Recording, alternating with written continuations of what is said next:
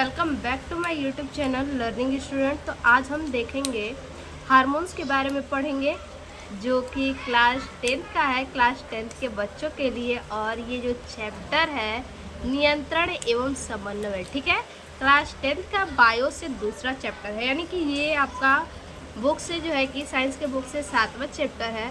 तो आज hormones topic के बारे में हम पढ़ेंगे, ठीक है। तो सबसे पहले देखिए हार्मोन्स होता क्या है। हार्मोन्स एक सक्रिय संदेश वाहक पदार्थ है, ठीक है। हार्मोन्स क्या है? एक सक्रिय संदेश वाहक पदार्थ है, ठीक है। ये एक प्रकार का क्या है? संदेश वाहक पदार्थ है, जो क्या करता है, हमें संदेश देता है, ठीक है, जिसको निम्न प्रकार परिभाषित किया जा सकता है। तो चलिए देखते हैं किस प्रकार से ये हमें परिभाषित करना है। ऐसा सक्रिय संदेश वाहक पदार्थ जो किसी बाह्य अंतः उद्दीपन के कारण, ठीक है, ऐसा सक्रिय संदेश वाहक पदार्थ जो किसी बाह्य अंतः उद्दीपन के कारण शरीर के किसी भाग की अंतःस्रावी या बहिस्रावी ग्रंथियों द्वारा स्रावित होकर रुधिर के द्वारा पूरे शरीर में संचरित होती है, ठीक है। फिर से देखिए, ऐसा सक्रिय संदेश, ठीक है, ऐसा सक्रिय संदेश, एक्टिव संदेश, ठीक है, वाहक पदार्थ जो किसी बाह्य अंतः उद्दीपन के कारण, ठीक है, जो किसी बाह्य उद्दीपन या फिर अंतः उद्दीपन के कारण क्या करता है, शरीर के किसी भी भाग की, हमारा जो बॉडी है, बॉडी के किसी भी भाग की अंतःस्रावी या बहिस्रावी ग्रंथियों द्वारा ये क्या होता है, स्रावित होता है, ठीक है। ग्रंथियाँ जो हार्मोन्स होता है वो कैसे स्रावित होता है, तो हमारे बॉडी में किसी भी पार्ट में क्या है, हार्मोन्स है, ठीक है। तो ये अंतःस्रावी जो ग्रंथियाँ होती हैं और बहिस्रावी जो ग्रंथियाँ होती हैं, इन्हीं के द्वारा ये क्या होती हैं, स्रावित होती हैं। इससे पहले वाले वीडियो में हमने ग्रंथियाँ पढ़ लिया है, अगर आपको पढ़ना होगा तो आप वहाँ से देख लीजिएगा, ठीक है। देखिए, स्रावित होकर रुधिर के द्वारा पूरे शरीर में ये क्या हो जाता है, संचरित होता है, यानी फैल जाता है, ठीक है। ये क्या होता है, ग्रंथियों के द्वारा स्रावित होता है और स्रावित होकर पूरे शरीर में फैल जाता है, तथा जिसकी सूक्ष्म मात्रा ये शरीर के कोशिकाओं के कार्य को प्रभावित करने के लिए किया जाता है। ये किस लिए प्रयोग किया जाता है, तो हमारे शरीर में जो जिसकी सूक्ष्म मात्रा, ठीक है, हार्मोन्स की सूक्ष्म मात्रा, ये शरीर के कोशिकाओं के कार्य को, हार्मोन्स का जरा सा जो मात्रा होता है, बिल्कुल तनिक सा मात्रा जो होता है, उसको क्या करता है, पूरे शरीर के कोशिकाओं के कार्य को प्रभावित करता है, ठीक है। जरा सा हार्मोन्स की मात्रा हमारे बॉडी को क्या करता है, बॉडी के कार्य को प्रभावित करता है, जरा सा मात्रा, ठीक है, करने के लिए किया जाता है, हार्मोन्स कहलाता है, ठीक है। जैसे कि देखिए हार्मोन्स का एग्जांपल समझते हैं।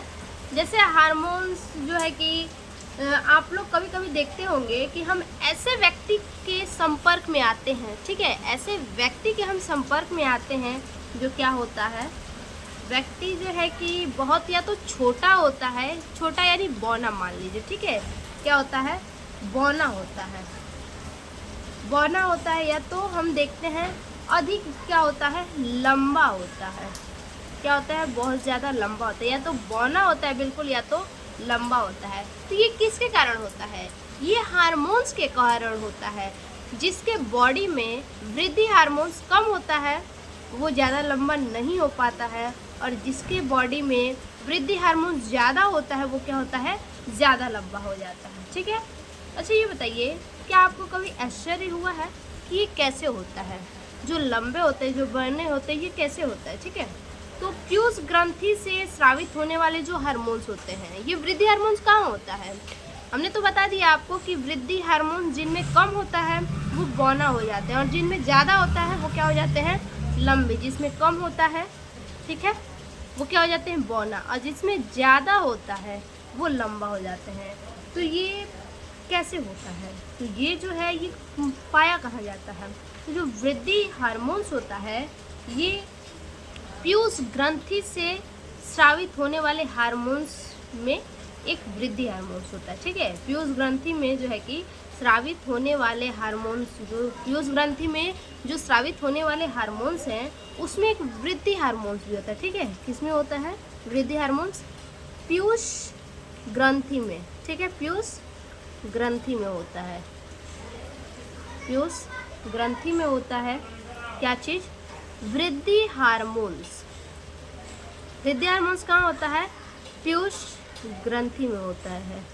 ठीक है, तो यही हार्मोन जिसमें ज़्यादा होता है वो लंबा हो जाता है, जिसमें कम होता है वो बौना हो जाता है। ठीक है, और वृद्धि हार्मोन शरीर की वृद्धि को और विकास को नियंत्रित करता है। ये हार्मोन्स क्या करता है?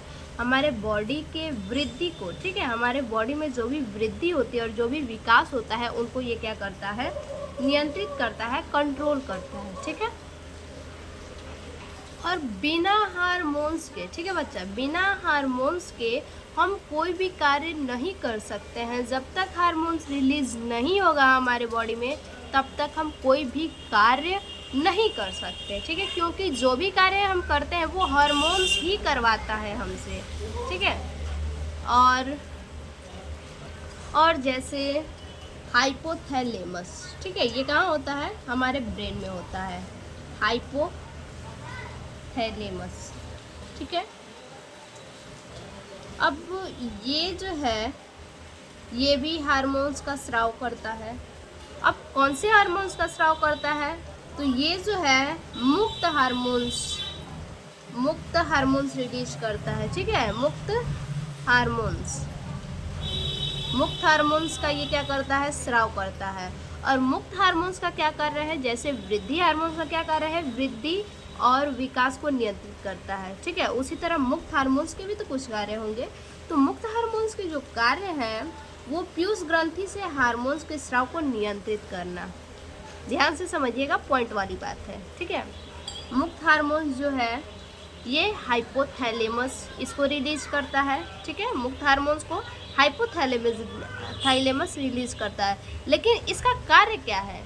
इसका कार्य है कि पीयूष ग्रंथि से हार्मोन्स के स्राव को नियंत्रित करना। पीयूष ग्रंथि से जो वृद्धि हार्मोन्स निकलता है उसको कंट्रोल करके उसका स्राव करना, उसको कंट्रोल में करके रिलीज करना। वृद्धि हार्मोन्स को कंट्रोल में करके रिलीज करना ये मुक्त हार्मोन्स का कार्य है। ठीक है, इसका जो स्राव होता है वृद्धि हार्मोन्स का तो उसको कंट्रोल में कौन करता है? मुक्त हार्मोन्स करता है। ठीक है, जो कि हाइपोथैलेमस इस हार्मोन्स को रिलीज करता है।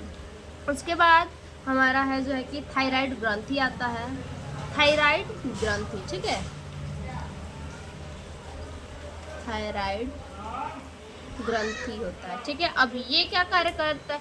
ये कौन सा हार्मोन्स रिलीज करता है? तो ये जो है थायरॉक्सिन। ठीक है, थायरॉक्सिन हार्मोन्स ये रिलीज करता है। ठीक है, कौन सा हार्मोन्स? थायरॉक्सिन हार्मोन्स ये रिलीज करता है। ये क्या कार्य करता है? तो ये कार्बोहाइड्रेट, प्रोटीन तथा फैट के उपापचय पर नियंत्रण करता है। ठीक है, ये क्या कार्य करता है? तो ध्यान रखिए, थायराइड जो ग्रंथि है वो थायरॉक्सिन हार्मोन्स रिलीज करता है। और ये थायरॉक्सिन जो हार्मोन्स है इसका कार्य क्या है? तो ये जो है कार्बोहाइड्रेट, प्रोटीन और वसा को क्या करता है? वसा के उपापचय पर नियंत्रण करता है। ठीक है, प्रोटीन, कार्बोहाइड्रेट और वसा के उपापचय पे ये नियंत्रण करता है। और ये थायरॉक्सिन जो हार्मोन्स है ये अगर आयोडीन की कमी होती है तो ये क्या करता है? काम नहीं करता है। आयोडीन की कमी से ये काम नहीं करता है। ठीक है, उसके बाद देखिए ऐसे हमारे बॉडी में ना बच्चा बहुत सारे हार्मोन्स पाए जाते हैं। अब जैसे देख लीजिए हार्मोन्स में आपका जो है कि एड्रीनल ग्रंथि भी होती है। ठीक है, एड्रीनल ग्रंथि होती है। बच्चा आपको ग्रंथि पढ़ना होगा तो आप हमारे जो है कि ग्रंथि वाले वीडियो पे चले जाइएगा, वहाँ से आप देख लीजिएगा। ठीक है, अगर ग्रंथि आपको पढ़ना होगा तो एड्रीनल ग्रंथि क्या करता है? एड्रेनलिन, ठीक है,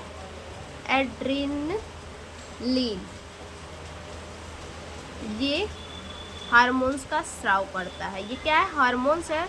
इसी हार्मोन्स का जो है कि एड्रिनल ग्रंथि क्या करता है? एड्रेनलिन का हार्मोन्स का स्राव करता है। और ये हार्मोन्स का क्या कार्य है? तो इस हार्मोन्स का कार्य है क्या चीज़? हृदय की जो धड़कन हुई, ठीक है, हृदय का जो धड़कन हुआ या फिर श्वास दर हुआ, इन सब को क्या करता है? बढ़ाता है। यानी हृदय की गति को क्या करता है? तेज करता है और श्वास दर को बढ़ाता है। जैसे हम झटके से कोई काम करते हैं, यानी जब हमारे अंदर डर होता है, भय होता है, ठीक है, जो हमारे अंदर डर भय उत्पन्न कर देता है, तो ये एड्रेनलिन हार्मोन्स के द्वारा ही होता है। और हमारे अंदर आप लोग केयर किए होंगे कि हमारे अंदर डर भय जो है कि होने लगता है तो क्या होता है? हमारी जो हृदय की धड़कन होती है वो तेज़ गति से चलने लगती है। श्वास दर क्या होता है? बिल्कुल तेज हो जाता है। तो ये सब कौन करवाता है? तो एड्रेनलिन हार्मोन्स ही करवाता है, ठीक है। उसके बाद आपका मान लीजिए कि जो अग्नाशय है, ये भी एक प्रकार का ग्रंथि में ही आएगा, ठीक है। अग्नाशय क्या है? एक प्रकार का ग्रंथि में ही आता है। और ये जो है इसमें इंसुलिन हार्मोन्स होता है, ठीक है। अग्नाशय में कौन सा होता है? इंसुलिन हार्मोन्स होता है, ठीक है बच्चा, इंसुलिन हार्मोन होता है। और इसका कार्य क्या है? इंसुलिन का क्या कार्य है? तो इंसुलिन का कार्य है क्या? रुधिर में शर्करा की मात्रा को कम करना, ठीक है। ब्लड में क्या करना? शर्करा यानी क्या होता है? मीठा होता है, इसकी मात्रा को कम करना, ठीक है। किस में? तो ब्लड में, ठीक है। ब्लड में शर्करा की मात्रा को कम करना इंसुलिन का यही कार्य है। अगर हमारे बॉडी में इंसुलिन की कमी होती है बच्चा, हमारे बॉडी में अगर इंसुलिन की कमी होती है तो आप लोग ऐसा देखे होंगे कि कई पेशेंट ऐसे होते हैं जिनमें इंसुलिन की कमी होती है, उनको जो है कि इंसुलिन का इंजेक्शन लगता है, ठीक है। इंसुलिन का इंजेक्शन उनमें लगवाया जाता है, ठीक। और उसके बाद अग्नाशय जो दूसरे नंबर पे है वो ग्लूकोजॉन हार्मोन्स रिलीज करता है। कौन सा हार्मोन्स? ग्लूकाजान हार्मोन्स ये रिलीज करता है, यही अग्नाशय ही, ठीक है, दोनों हार्मोन्स। तो इंसुलिन जब रिलीज करता है तो ब्लड में जो शर्करा का मात्रा है उसको क्या करता है? शर्करा की मात्रा को कम करने का ये कार्य है। इंसुलिन का कार्य है शर्करा की मात्रा को क्या करेगा? ब्लड में कम करेगा। और ग्लूकोजॉन क्या करता है? ये ब्लड में शर्करा की मात्रा को क्या करता है? बढ़ाता है। ये जो शर्करा का मात्रा है इसको क्या करता है? बढ़ाता है, ठीक है। शर्करा की मात्रा को ब्लड में क्या करता है? ये ग्लूकोजॉन बढ़ाता है, ठीक है। तो वही इंसुलिन की कमी होती है और ग्लूकोजॉन क्या होता है? हमारे बॉडी में बढ़ जाता है तो लोगों को क्या होता है? डायबिटीज़ यानी शुगर हो जाता है, ठीक। डायबिटीज़ यानी शुगर हो जाता है। उसके बाद जो है कि आप नर में देखते होंगे, मानव में नर में जो है कि वृषण पाए जाते हैं, ठीक है। वृषण पाए जाते हैं और वृषण में क्या होते हैं? कौन से हार्मोन्स होते हैं वृषण में? टेस्टोस्टेरोन, ठीक है, टेस्टोस्टेरोन हार्मोन्स होते हैं, ठीक। टेस्टोस्टेरोन हार्मोन्स होते हैं। और ये हार्मोन्स जो है नर सेक्स अंग और गुणों का विकास और गुणों के विकास को क्या करता है? निर्धारण करता है। और ये क्या करता है? जैसे मूंछ, दाढ़ी, इन सभी का क्या करता है? विकास करता है, ठीक है। नर में क्या करता है? गुणों का विकास करता है। गुणों में कौन कौन से गुण आएंगे? मूंछ हो गया आपका, ठीक है, मूंछ हो गया, दाढ़ी हो गया, ठीक है। इन सभी को क्या करता है? ये जो है कि टेस्टोस्टेरोन का यही कार्य है इस हार्मोन्स का, कि इसी हार्मोन्स के कारण क्या होता है? जिनमें ज़्यादा होता है ये हार्मोन्स, उनमें जो देखेंगे आप मूंछ और दाढ़ी जल्दी आ जाता है। और जिनमें कम होता है, ठीक है, जिनमें कम होता है उनमें जल्दी मूंछ और दाढ़ी नहीं आते हैं लेकिन लेट से आते हैं और बहुत हल्का फुल्का आते हैं, ठीक है। और इसका एक और कार्य है टेस्टोस्टेरोन का, शुक्राणु का निर्माण करना, ठीक है। क्या चीज़? शुक्राणु का निर्माण, शुक्राणु का निर्माण, ठीक है, यही इनका कार्य है। 2 कार्य हैं, ठीक। उसके बाद जो अंडाशय होता है वो फीमेल में पाया जाता है, ठीक है। क्या चीज़? अंडाशय। अंडाशय ये कहाँ पाया जाता है? फीमेल में, ठीक है। और अंडाशय में भी हार्मोन्स होते हैं, एस्ट्रोजन हार्मोन्स, ठीक है। एस्ट्रोजन हार्मोन्स होते हैं। और ये जो एस्ट्रोजन हार्मोन्स होते हैं इनका क्या कार्य है? तो इनका कार्य है मादा गुणों का निर्धारण करना, ठीक है। मादा क्या है? मादा गुणों का जो है कि निर्धारण करना और उनमें विकास करना। जैसे टेस्टोस्टेरोन में हमने क्या देखा? नर गुणों का विकास में क्या है? मूंछ और दाढ़ी है। उसी तरह से जो है कि इसमें टेस्टोस्टेरोन हार्मोन्स का क्या कार्य है? मादा गुणों का क्या करना? निर्धारण करना, उनमें जो गुण होने चाहिए उनका निर्धारण करना और उसके बाद जो है कि उनका विकास करना और अंडाणु का निर्माण करना, ठीक है। अंडाणु का निर्माण, ठीक। उसके बाद आता है थाइमस, ठीक है। एक तो हाइपोथाइलेमस होता है और दूसरा क्या होता है? थाइमस होता है। थाइमस, ठीक है। थाइमस जो है ये कौन सा कार्य ये थाइमस जो है ये कौन सा हार्मोन्स रिलीज करता है? तो ये थाइमोसिन हार्मोन्स रिलीज करता है। और इस हार्मोन्स का क्या कार्य है? तो इस हार्मोन्स का यही कार्य है कि रोग निरोधक क्षमता पैदा करना, ठीक है। इम्यूनिटी पावर को क्या करना? बढ़ाना। इम्यूनिटी पावर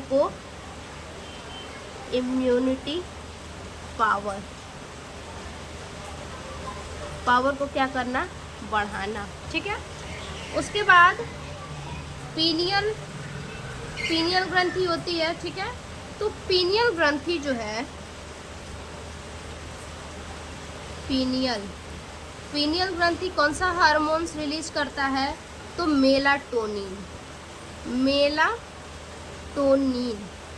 मेलाटोनिन जो हार्मोन्स है इसका क्या कार्य है? तो मेलाटोनिन हार्मोन्स का कार्य है मांसपेशियों के संकुचन के लिए उद्दीपन, ठीक है। मांसपेशियों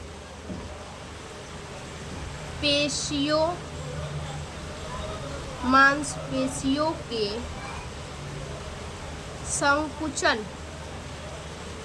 संकुचन के लिए उद्दीपन, ठीक है। संकुचन के लिए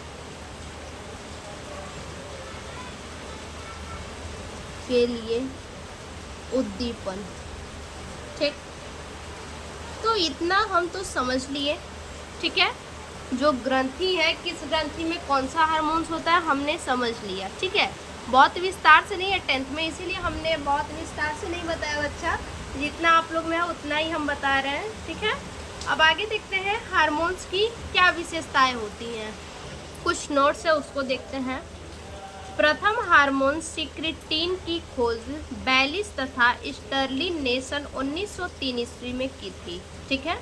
प्रथम हार्मोन सिक्रिटीन की खोज बैलिस और स्टर्लिन ने की थी, ठीक है। कौन से सन में? तो 1903 ईस्वी में की थी। दूसरा जो है अर्नेस्ट तथा स्टर्लिंग ने सन 1905 में, ठीक है। कौन कौन? अर्नेस्ट और स्टर्लिंग, ये दोनों लोग जो है कि 1905 में हार्मोन शब्द का प्रयोग किया था। पहली बार हार्मोन शब्द का प्रयोग किस सन में हुआ था? तो 1905 में। किसके द्वारा? तो अर्नेस्ट और स्टर्लिंग के द्वारा, ठीक है। अब देखते हैं हार्मोन्स की विशेषताएं। क्या विशेषता है? देखिए, हार्मोन्स कम अणुभार वाले और प्रायः जल में घुलनशील होते हैं, ठीक है। हार्मोन्स के अणुभार बहुत ही ज़्यादा कम होते हैं और ये जल में क्या होते हैं? बिल्कुल घुलनशील होते हैं, घुल जाते हैं। हार्मोन्स कार्बनिक उत्प्रेरक है, ठीक है। हार्मोन्स क्या है? एक प्रकार से कार्बनिक उत्प्रेरक है और उत्तकों में सहविकार अर्थात एंजाइम की तरह कार्य करते हैं। उत्तकों में किस प्रकार से कार्य करते हैं ये? तो एंजाइम की तरह ये कार्य करते हैं। हार्मोन्स कार्बनिक उत्प्रेरक हैं और ऊतकों में एंजाइम की तरह ये क्या करते हैं, कार्य करते हैं। सभी हार्मोन्स प्लाज्मा कला के आर पार जा सकते हैं। ठीक है, जितने भी हार्मोन्स होते हैं वो सभी हार्मोन्स जो प्लाज्मा कला होता है हमारे बॉडी में, उन प्लाज्मा कला के आर पार क्या होते हैं, जा सकते हैं। ठीक है, हार्मोन्स रासायनिक दूध की तरह कार्य करता है। हार्मोन्स किस प्रकार से कार्य करता है, रासायनिक दूध। ठीक है, दूध किसको कहते हैं, जो है कि आदेश को एक जगह से दूसरी जगह पहुंचाता है, उसको हम दूध कहते हैं। ठीक है, तो क्या कह रहा है, हार्मोन्स रासायनिक दूध की तरह कार्य करता है। हार्मोन्स यानी क्या करता है, हमारे बॉडी में एक जगह से संदेश को उठाता है और दूसरी जगह ले जाके पहुंचाता है। ठीक है, उसी को कह रहा है रासायनिक दूध। तो हार्मोन रासायनिक दूध की तरह कार्य करता है, यानी एक जगह से दूसरी जगह जो है कि संदेश पहुंचाता है और उपापचयी क्रियाओं में सीधे भाग न लेकर ये क्या करता है, डायरेक्ट उपापचयी क्रियाओं में भाग नहीं लेता है, बल्कि उनकी क्रियाशीलता को बढ़ाती है। ठीक है, या फिर बढ़ाता है। ठीक है, उनकी क्रियाशीलता को क्या करता है, बढ़ाता है। आगे है, हार्मोन शरीर में संचित नहीं होते हैं। ठीक है, जो हार्मोन्स होते हैं वो हमारे बॉडी में संचित नहीं होते हैं हार्मोन्स। ठीक है, अतः इनका संश्लेषण शरीर से निरंतर होता रहता है। इनका संश्लेषण क्या होता है, शरीर से बराबर क्या होता है, निरंतर संश्लेषण जो है कि होता रहता है। ठीक है, यानी हार्मोन शरीर में संचित नहीं होता, यानी हार्मोन्स क्या है, हमारे बॉडी में कहीं से लाया नहीं जाता है, बल्कि जो ग्रंथियां होती हैं वो रिलीज करती हैं। ठीक है, अब देखेंगे हार्मोन्स के कार्य की क्रियाविधि। ठीक है, हार्मोन्स के कार्य की क्रियाविधि में है, कोशिका कला की पारगम्यता में परिवर्तन करते हैं। ठीक है, कोशिका कला की पारगम्यता में क्या करते हैं, परिवर्तन करते हैं। देखिए, हार्मोन्स पश्चय युग्म अनुबंधन कलाओं के ग्राही अणुओं के साथ मिलकर उनकी प्रोटीन संरचनाओं में, ठीक है, उनकी प्रोटीन संरचनाओं में बदलाव करके कोशिका कला की पारगम्यता विभिन्न आयनों के प्रति बदल देते हैं, जिसे उपापचय की दर संपन्न होती है। ठीक है, क्या कह रहा है, हार्मोन्स पश्चय युग्म अनुबंधन कलाओं में, ठीक है, हार्मोन्स पश्चय युग्म जो अनुबंधन कला होती है उन कलाओं में ग्राही अणुओं के साथ, ठीक है, ग्राही अणुओं के साथ मिलकर उनकी